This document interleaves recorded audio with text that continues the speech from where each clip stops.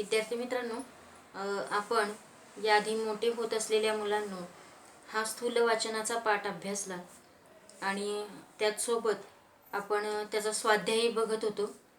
त्याच्या आधी आपण पाठामधलं एक काय पाहिलं ते थोडक्यात बघून घेऊ की या पाठामध्ये डॉक्टर अनिल काकोडकर यांनी ते जेव्हा बार्कमध्ये इंजिनियर म्हणून रुजू झाले, कामाला लागले, तेव्हाचे जे 2 अनुभव आहेत ते अनुभव त्यांनी इथे स्पष्ट केलेले आहेत आणि त्या अनुभवातून विद्यार्थ्यांना किंवा मोठे होत असलेल्या या मुलांना एक मोलाचा असा संदेश त्यांनी दिलेला आहे की स्वतःचे मार्ग शोधायला शिका आणि स्वतःला काय करायचं आहे, कशी ऊर्जा मिळवायची आहे आणि ती कशी तुम्हाला मिळवता येईल, या गोष्टी त्यांनी सांगितलेल्या आहेत. तर त्याचा आपण स्वाध्याय पाहिला. पहिल्यांदाच आपण 2 टिपा पाहिल्या. पहिली टीप आपण पाहिली बार्कची. बार्कमध्ये आपण पाहिलं की काय काय त्या टिपेमध्ये लिहिणं गरजेचं आहे हे आपण बघितलं. त्यानंतर होमी बाबा यांची माहिती पाहिली. त्यांच्याबद्दलची एक टीप आपण लिहून घेतली. मी याही आधी सांगितले की ज्यावेळेस लेक्चर चालू असेल तेव्हा तुम्ही वही आणि पेन घेऊन सोबत बसलंच पाहिजे. आता आपण पुढच्या प्रश्नाला सुरुवात करणार आहोत. प्रश्न क्रमांक 2, स्काय इज द लिमिट हा प्रश्न जो आहे तो मी आता तुम्हाला लिहून म्हणजे मी डिक्टेट करणार आहे आणि तुम्ही तो लिहून घ्यायचा आहे. आपण सुरुवात करूया. मी प्रश्न सांगते, तुम्ही तो आधी लिहून घ्या, त्यानंतर थोडं उत्तरावरती आपण चर्चा करू आणि मग उत्तर लिहून घेऊ.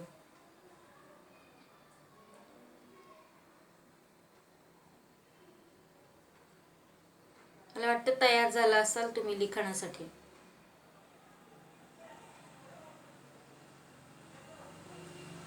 प्रश्न सांगते, लिहून घ्या. स्काय इज द लिमिट ही परिस्थिती एकेरी अवतरण चिन्हात लिहायचंय. स्काय इज द लिमिट ही परिस्थिती केव्हा निर्माण होऊ शकते? केव्हा निर्माण होऊ शकते ते पाठाच्या आधारे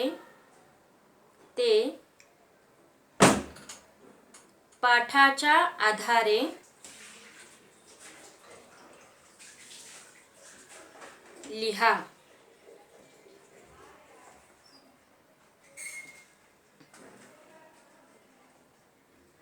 प्रश्न पुन्हा एकदा मी रिपीट करते.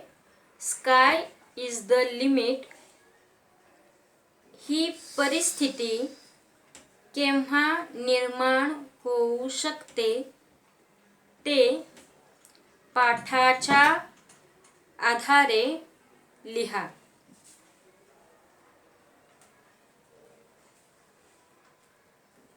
उत्तर.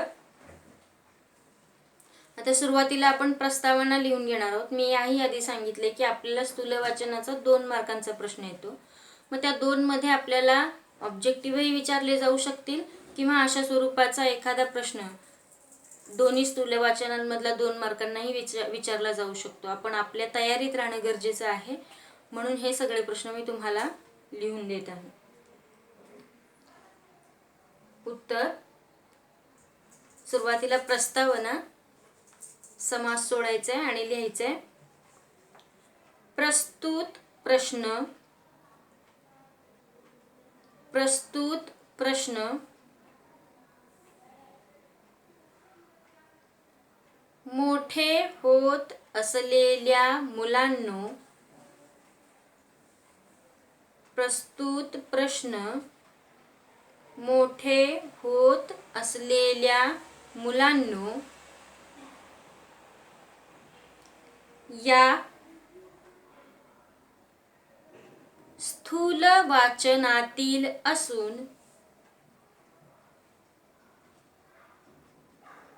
या स्थूल वाचनातील असून लेखक अनिल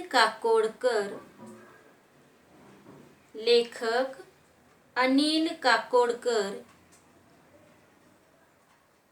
यांनी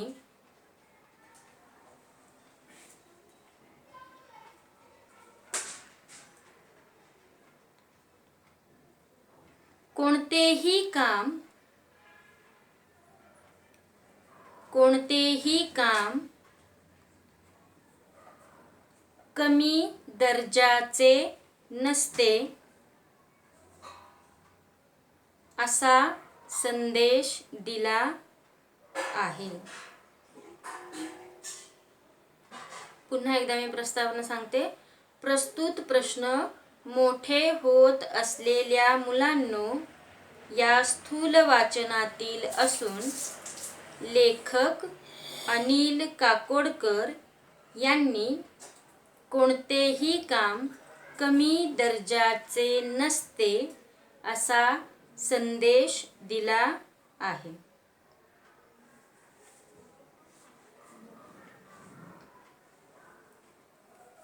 आता खालच्या ओळीला उत्तराला सुरुवात करणार आहोत. ही आधी प्रस्तावना आपण लिहून घेतली.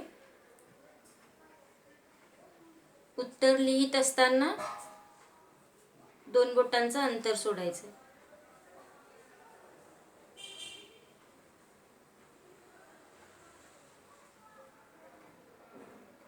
डॉक्टर होमी भाभा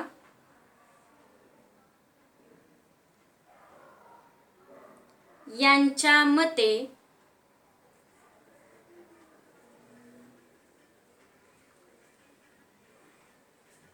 स्वतःचं काम निर्माण करणे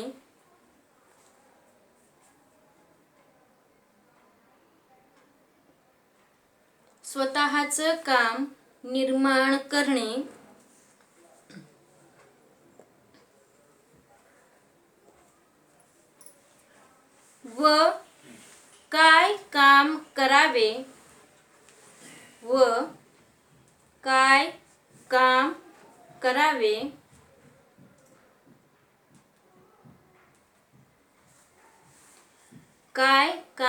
करावे हे स्वतःच ठरवणे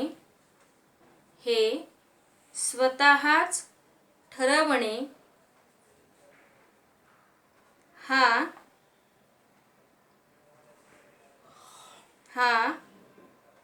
सकारात्मक विचार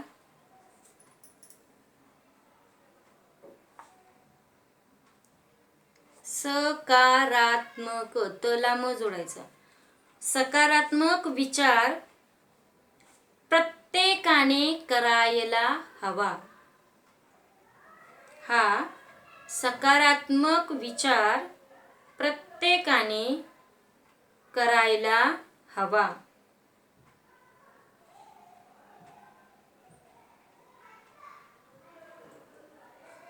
बॉसने सांगितले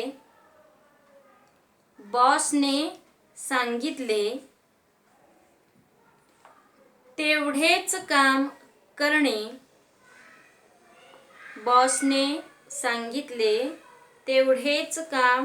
करणे. ही प्रवृत्ती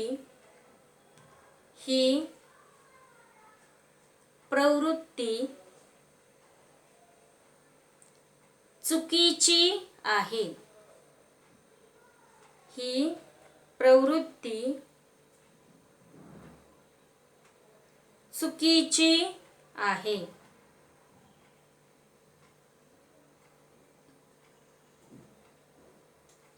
चिंता करीत न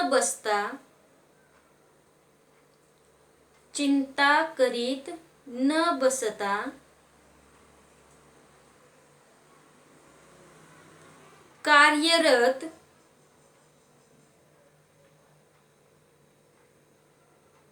कार्यरत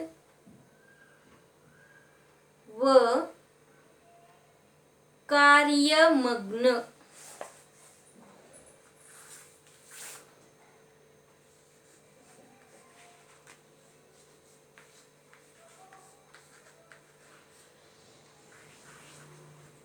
कार्यरत व कार्यमग्न झाले की, कार्यमग्न झाले की sky is the limit. Sky is the limit.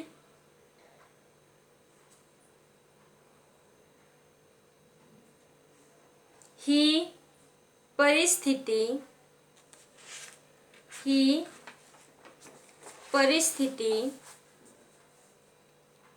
निर्माण होते.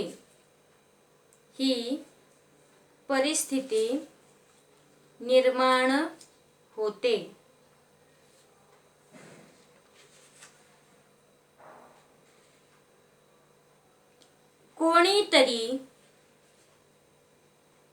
कोणीतरी बोट धरून चालेल. कोणीतरी बोट धरून चालवेल. बोट धरून चालवेल. मार्ग दाखवेल. कोणीतरी बोट धरून चालवेल. मार्ग दाखवेल.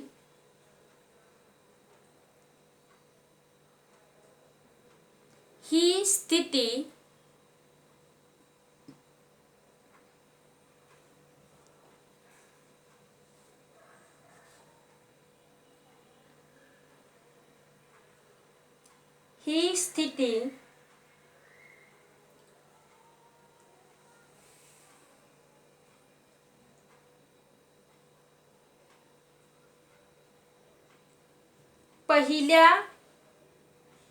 पहिल्या 8-10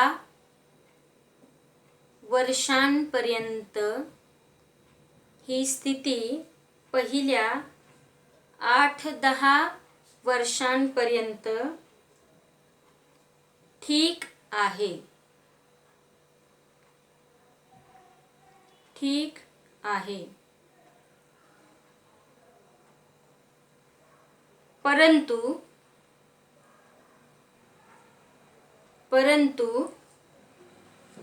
शेवटी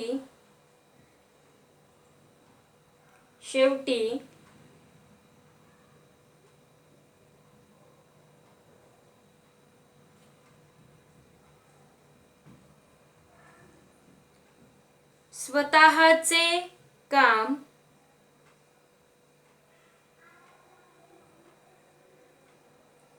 स्वतः शोधणे. स्वतःचे मार्ग स्वतः शोधणे. असं करा. स्वतःचे मार्ग स्वतः शोधणे.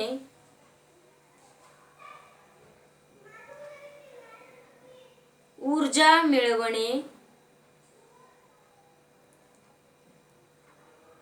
ऊर्जा मिळवणे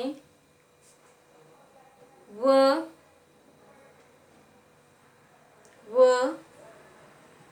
कार्यात सक्षम होणे. व कार्यात सक्षम होणे हे ध्येय असावे. हे ध्येय असावे. यालाच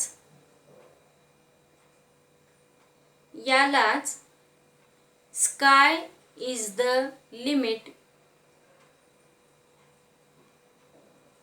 असे म्हटले आहे.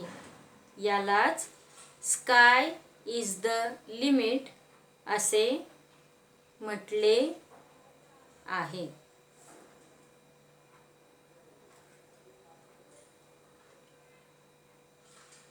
पान क्रमांक 15 वरती दुसरा पॅराग्राफ जो आहे त्यामध्येच हे सगळं स्पष्ट केलेलं आहे की अवकाशा इतकं मर्यादित परिस्थिती केव्हा निर्माण होणार आहे, तर जेव्हा तुम्ही स्वतःचे मार्ग स्वतः शोधाल, स्वतःची ऊर्जा तुम्ही स्वतः मिळवाल, आपल्या कामामध्ये ज्यावेळेस तुम्ही सक्षम व्हाल तेव्हा ही परिस्थिती निर्माण होईल. यालाच स्काय इज द लिमिट असं म्हटलं गेलेलं आहे. पुढचा प्रश्न आपण पाहू.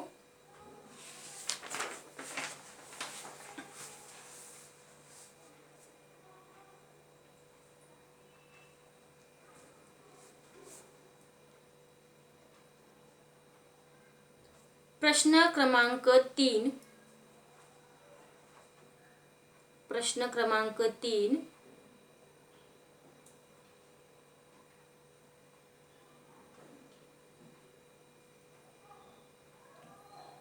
मेटलायझिंग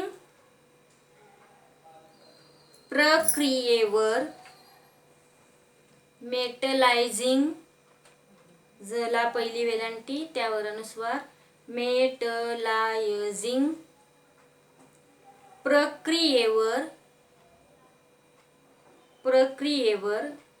काम न होण्यामागची मेटलायझिंग प्रक्रियेवर काम न होण्यामागची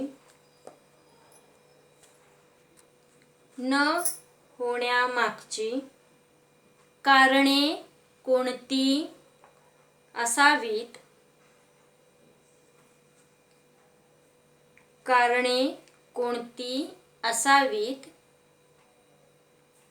असे तुम्हास वाटते.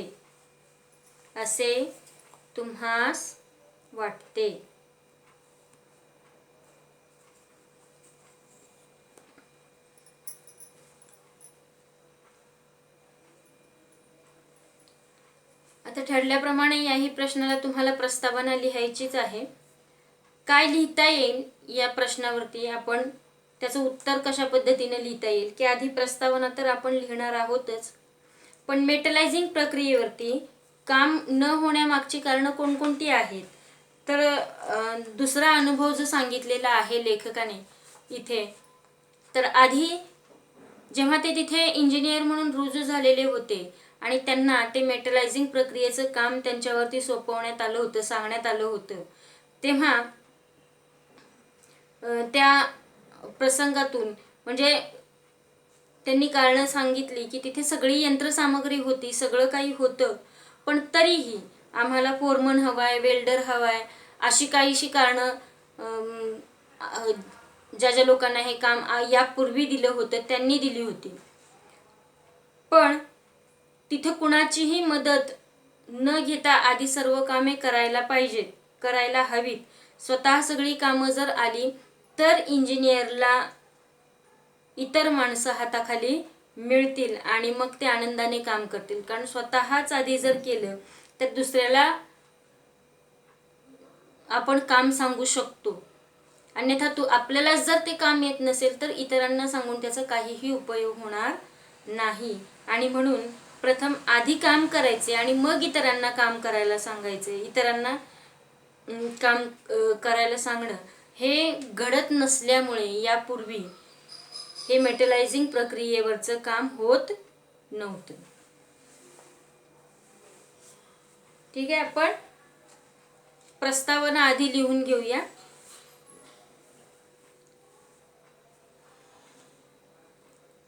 प्रश्न मी तुम्हाला सांगितलाय.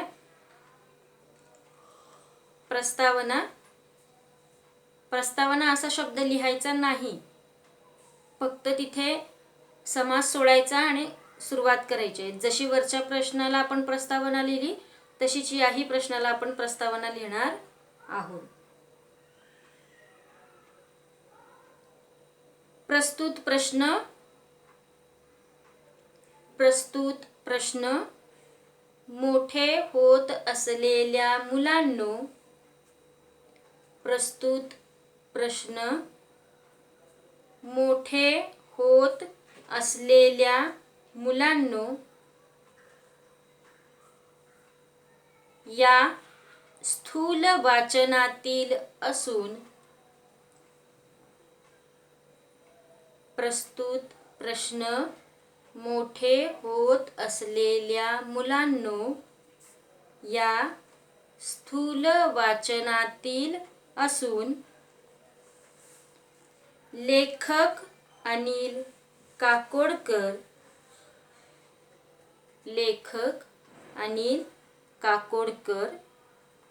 यांनी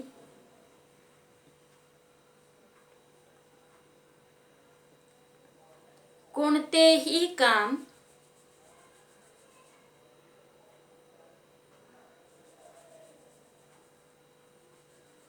कमी दर्जाचे नसते, कोणतेही काम कमी दर्जाचे नसते असा संदेश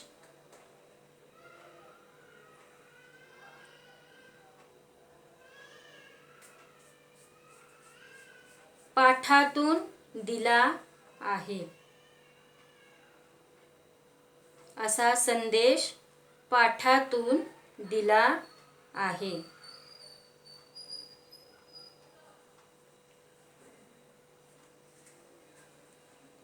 खालच्या ओळीला उत्तर लिहिणार आहोत. उत्तरासाठी सुद्धा समास सोडायचा आहे आणि 2 बोटांचं अंतर सोडून उत्तर लिहायला सुरुवात करायची.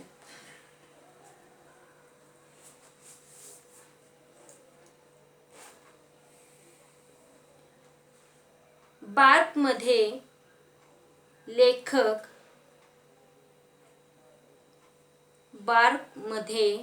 लेखक इंजिनियर म्हणून रुजू झाले. बार्कमध्ये लेखक इंजिनियर म्हणून रुजू झाले.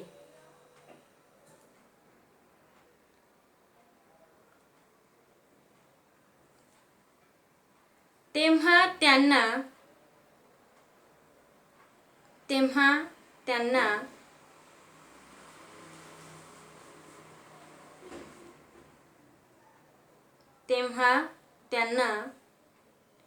मेटलायझिंग प्रक्रियेवर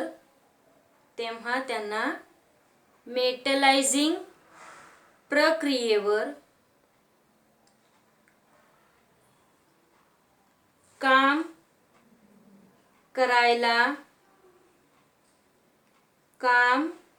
करायला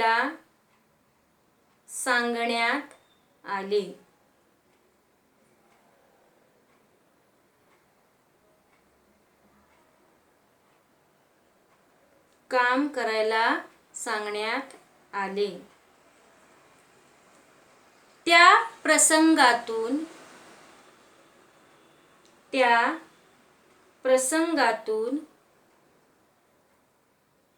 आपल्याला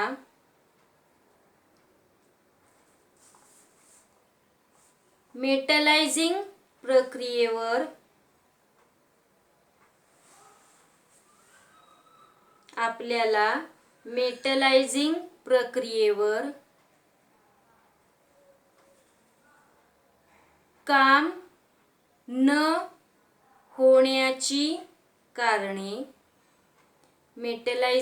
प्रक्रियेवर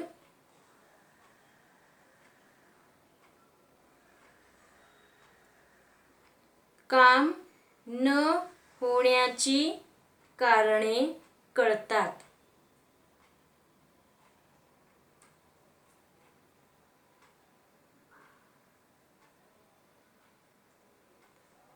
तिथे सगळी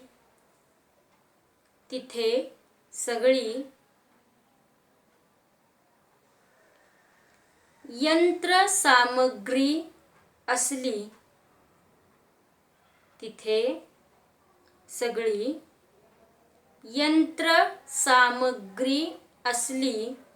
तरी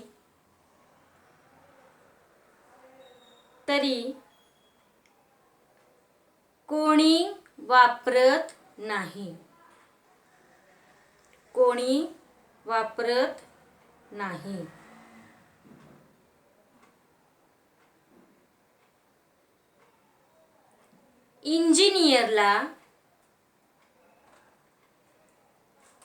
इंजिनियरला वेल्डर व फोरमन लागतात. इंजिनियरला वेल्डर व फोरमन लागतात.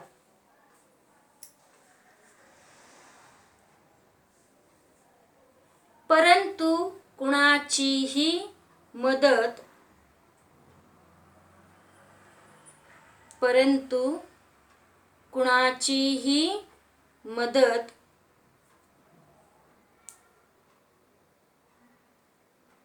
न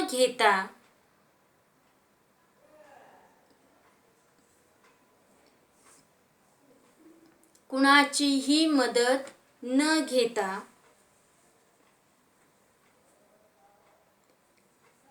इंजिनियरने आधी सर्व कामे करायला हवीत.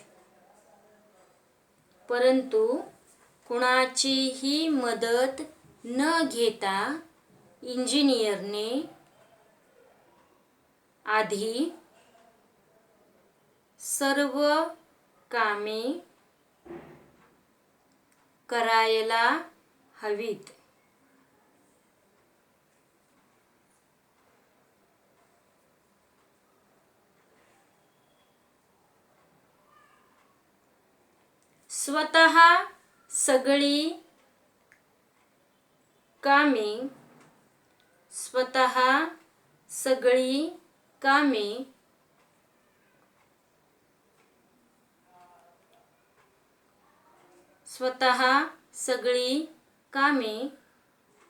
स्वतः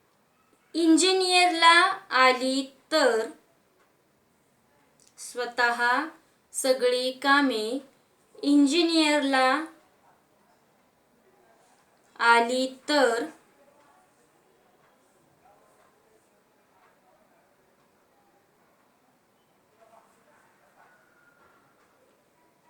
मग त्याला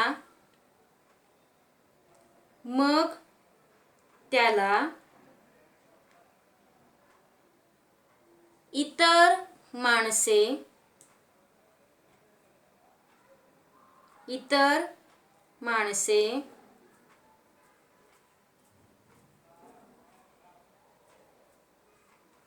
हाताखाली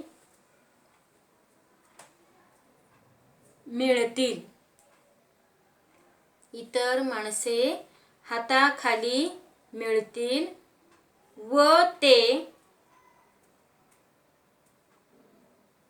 व ते आनंदाने काम करतील.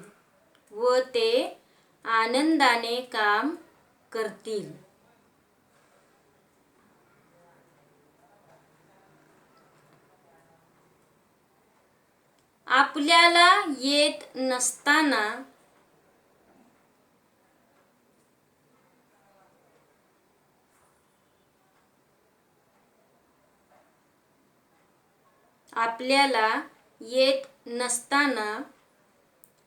दुसऱ्याला काम सांगणे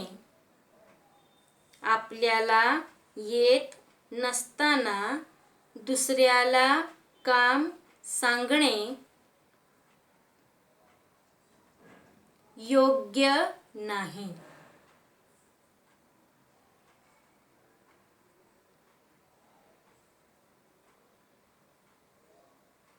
प्रथम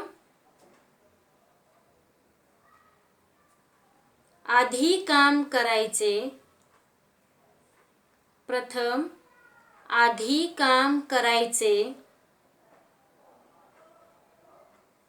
मग इतरांना सांगायचे.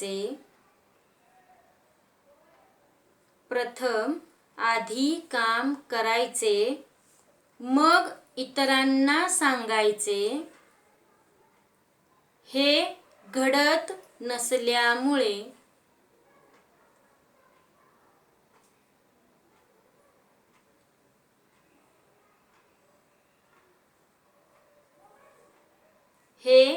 घडत नसल्यामुळे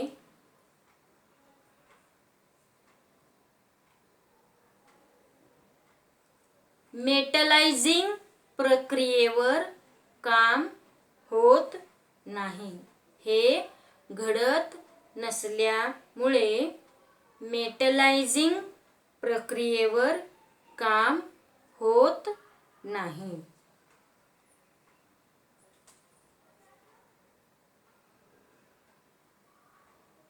पुढच्या प्रश्नाकडे वळूया आपण.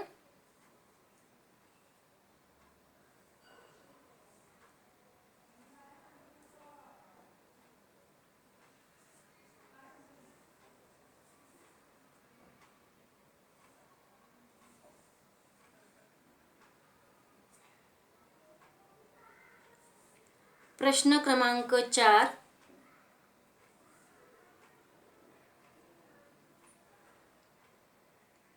प्रश्न क्रमांक 4.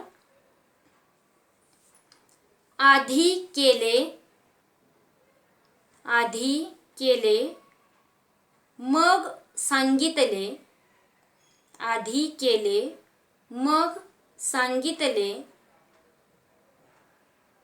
या उक्तीची कला तर त्याला दुसरी वेलांटी. उक्तीची यथार्थता स्पष्ट करा.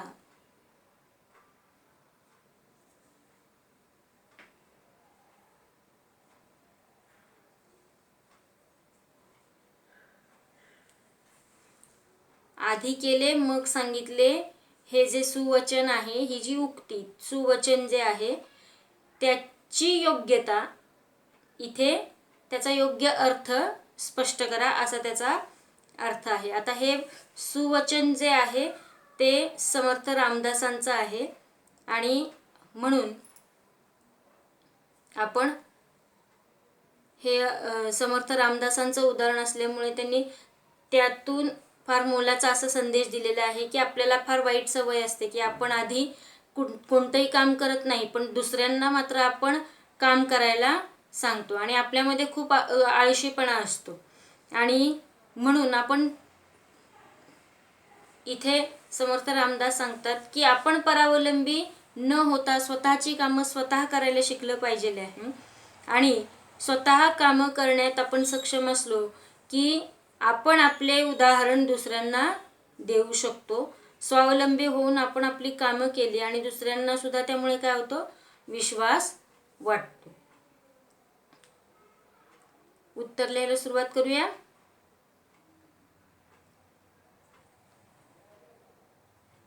नेहमीप्रमाणे प्रस्तावना. आता प्रस्तावना जी वरच्या प्रश्नासाठी तुम्ही लिहिलेली आहे तीच प्रस्तावना तुम्ही खालच्या प्रश्नासाठी सुद्धा लिहू शकता. जो आत्ता मी प्रश्न देणार आहे त्या प्रश्नासाठी सुद्धा तीच प्रस्तावना चालेल. अपेक्षा एवढीच असते की पाठाचं नाव, लेखकाचं नाव आणि पाठात काय सांगितलेलं आहे हे 1-2 ओळींमध्ये लिहिणं आणि तीच प्रस्तावना तुम्ही लिहायची आहे. त्यामुळे त्याच्यासाठी आता तुम्ही 3-4 ओळी सोडा आणि त्यानंतर खाली म्हणजे ती प्रस्तावना तुम्ही लिहून घ्या. मी फार तर परत एकदा ती प्रस्तावना तुम्हाला सांगते आणि त्यानंतर लगेचच मी उत्तराला सुरुवात करते. प्रस्तुत प्रश्न मोठे होत असलेल्या मुलांनो या स्थूल वाचनातील असून लेखक अनिल काकोडकर यांनी कोणतेही काम कमी दर्जाचे नसते असा संदेश पाठातून दिला आहे. असा संदेश पाठातून दिला आहे. आता एवढी मोठी मुलं तर तुम्ही नक्कीच असणार कारण मोठे होत असलेल्या मुलांना तुम्ही प्रस्तावना लिहूच शकता. 2 प्रश्नानंतर 3ऱ्या प्रश्नाला तुम्ही स्वतःहून प्रस्तावना लिहू शकता. ठीक आहे. खालच्या ओळीला उत्तराला मी सुरुवात करते.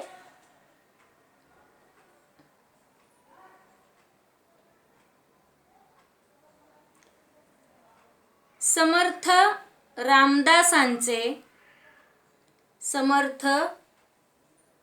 रामदासांचे असे सुवचन आहे की समर्थ रामदासांचे असे सुवचन आहे की आधी केले मग सांगितले. समर्थ रामदासांचे असे सुवचन आहे की आधी केले मग सांगितले.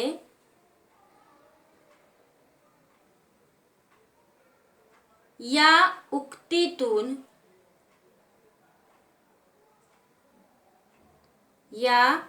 उक्तीतून कला त त्याला दुसरी वेलांटी उक्तीतून फार मोलाचा संदेश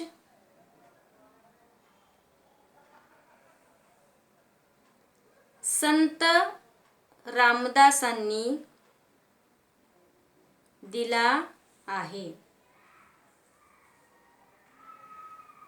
मोलाचा संदेश संत रामदासांनी दिला आहे.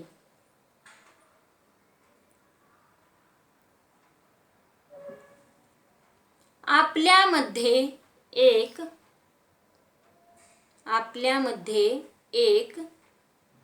वाईट सवय असते. आपल्यामध्ये एक वाईट सवय असते. ती म्हणजे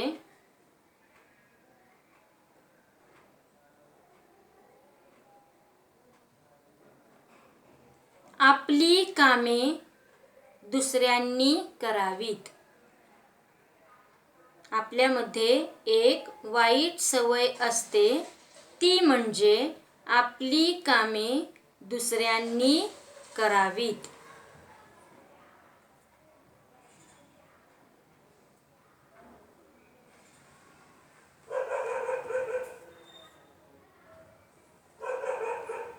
पण हे चुकीचे आहे.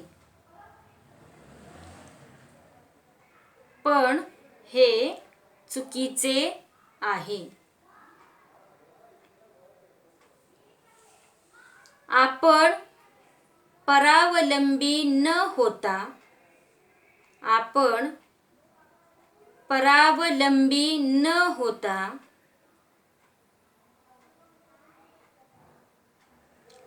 स्वतःची कामे स्वतः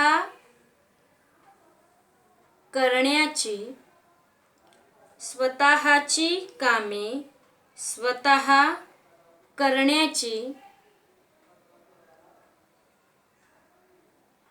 धमक आपल्यात असायला हवी.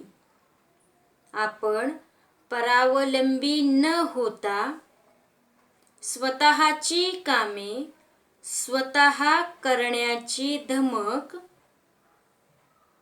आपल्यात असायला हवी.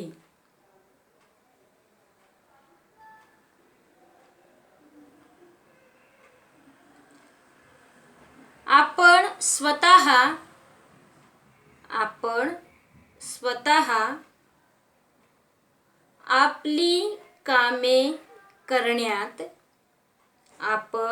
स्वतः आपली कामे करण्यात सक्षम असलो की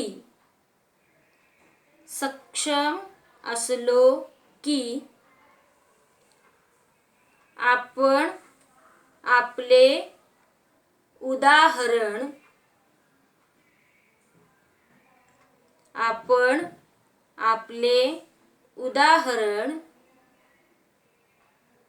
दुसऱ्यांना दाखवू शकतो. परत एकदा सांगते. आपण स्वतः आपले काम करण्यात सक्षम असलो की आपण आपले उदाहरण दुसऱ्यांना दाखवू शकतो.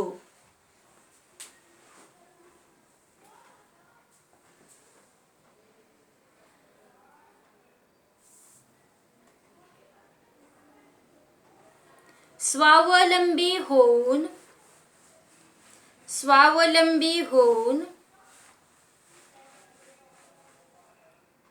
आपली कामे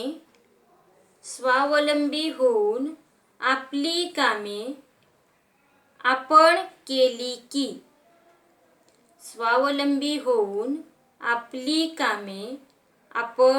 केली की दुसऱ्यांनाही विश्वास वाटतो.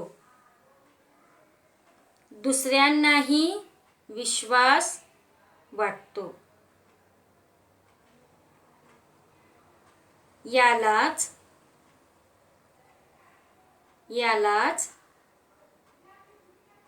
आधी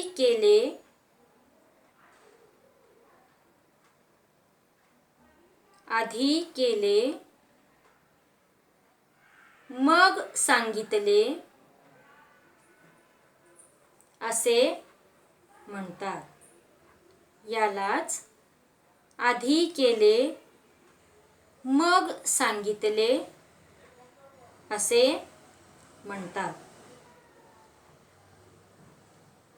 आता पाचवा जो प्रश्न आहे तुम्हाला पाठ्यपुस्तकामध्ये दिलेला, तो तुम्ही स्वतः लिहायचा आहे. प्रत्यक्ष अनुभवातून शिकणे हे अधिक परिणामकारक असते, हे विधान स्वानुभवातून स्पष्ट करा. आता तुम्ही त्याच्यामध्ये स्वतःचा अनुभव लिहायचा आहे. स्वतःच्या अनुभवातून. बघा, लॉकडाऊनची परिस्थिती आहे आणि या परिस्थितीमध्ये तुम्ही घरी आहात, अगदी तुमच्या सगळ्या कुटुंबासोबत तुम्ही एकत्र आहात आणि मग अशा वेळेस तुम्ही नवीन काय केलं, तो अनुभव तुमच्यासाठी कसा होता, तो किती परिणामकारक होता, हे अनुभव तुम्ही त्याच्यामध्ये लिहायचे. उदाहरणार्थ, तुम्ही आईला स्वयंपाकात मदत केली असेल आणि मग ती एखादी भाजी करत असताना तुम्ही सुरुवातीला इतक्या आनंदाने गेलात आणि मग तिथे तुम्हाला त्या गोष्टीमध्ये काय काय जाणवलं आणि त्यानंतर मग आईने केलेली भाजी आणि मग आपली भाजी यांच्यामध्ये तुम्ही तुलना केली आणि त्यानंतर तुम्ही हळूहळू शिकलाही असाल ती भाजी. असं काहीही अनुभव तुम्ही लिहू शकता. आणि हा प्रत्यक्ष घेतलेला अनुभव आहे, त्यामुळे इथे तुमच्या विचारांना तुम्ही मांडू शकता किंवा तुमची कल्पना तुम्ही याच्यामध्ये मांडू शकता, लिहू शकता. त्यामुळे प्रत्यक्ष अनुभव तुम्हाला फक्त शब्दबद्ध करायचा आहे आणि तो तुम्ही नक्कीच करू शकाल. रॅपिड रीडिंगचा पहिला पाठ आपला संपलेला आहे. वर्षभरात मी आधीच सांगितलं होतं की आपल्याला 2 स्थूलवाचनाचे पाठ आहेत. एक आहे मोठे होत असलेल्या मुलांनो आणि दुसरा स्थूलवाचनाचा पाठ आहे व्युत्पत्ती कोश. पहिल्या टर्म मधला हा मोठे होत असलेल्या मुलांनो हा तर आपला पाठ संपलेला आहे आणि व्युत्पत्ती कोश जो आहे तो शेवटी आहे.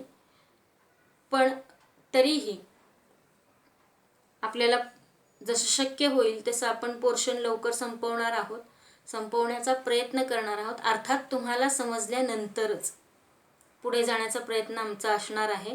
पण तत्पूर्वी जे काही तुम्हाला लिहून दिलेलं आहे त्या वह्या मात्र तुम्ही व्यवस्थित पूर्ण करून जेव्हा केव्हा शाळा चालू होईल तेव्हा मात्र त्या वह्या तुमच्या पूर्ण असणं अपेक्षित आहे.